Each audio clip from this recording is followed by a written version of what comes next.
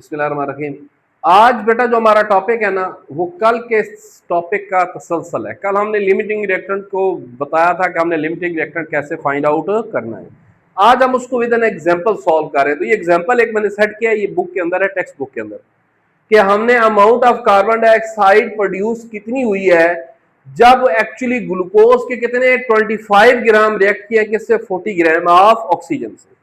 अब दोनों रिएक्टेंट का मैच दिया हुआ है। हम क्या करेंगे, हम दोनों रिएक्टेंट के बैच से प्रोडक्ट के क्या करेंगे, मोल्स निकालेंगे। तो फिर ये देखें, ये मोल्स ऑफ ग्लूकोज निकाले, उसका मोलर मास पुट किया, ये वैल्यू आ गई। इसी तरह मोल ऑफ ऑक्सीजन निकाले, मास पुट किया और मोलर मास, तो ये उसकी वैल्यू आ गई। अब ये वाली वैल्यू क्या है 1.25, ये उसके मास से मोल्स निकले हुए हैं। ये 0.138 कौन से हैं, ये उसके मास से मोल्स निकले हुए हैं।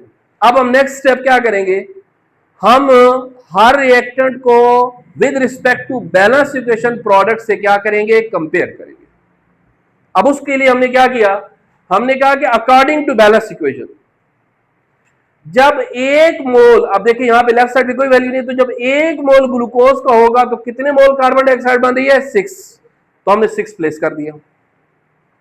फिर हमने क्या कहा कि जब 0.138 मोल होगा तो फिर कितना बनेगा, 6 मल्टीप्लाई बाय 0.138, तो आंसर क्या आ गया 0.83 मोल। ये अब ग्लूकोज से आया है। अब इसी तरह हम ऑक्सीजन पे गए, यहां पे लेफ्ट साइड में क्या वैल्यू दी हुई है 6।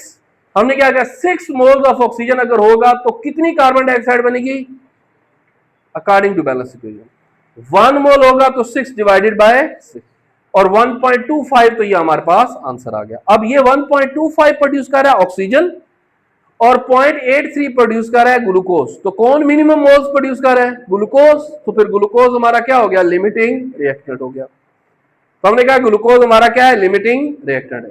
अब जब लिमिटिंग रिएक्टेंट फाइंड आउट हो जाता है तो फिर हम कहते हैं कि जो मोल्स आए होते हैं ना, हमने उससे क्या निकालना होता है, रिएक्टेंट का प्रोडक्ट का मास निकालना होता है। तो फिर हमने क्या किया, mass of carbon dioxide mole into क्या हो गया, मोलर मास। तो मोलर मास कार्बन डाइऑक्साइड का हमने सेपरेटली फाइंड आउट किया था, वो कितना था 44 और 0.83 से मल्टीप्लाई किया, भाई हमारे पास क्या आ गया 36.5 ग्राम, जो हमारे पास कार्बन डाइऑक्साइड जो है वो क्या हुई है, प्रोड्यूस हुई है।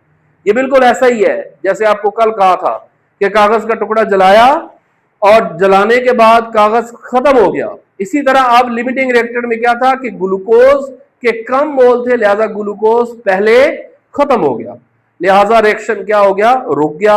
अब क्योंकि रिएक्शन ग्लूकोज की वजह से रुका है, लिहाजा हमारा वही क्या है, limiting reactant. Thank you ji.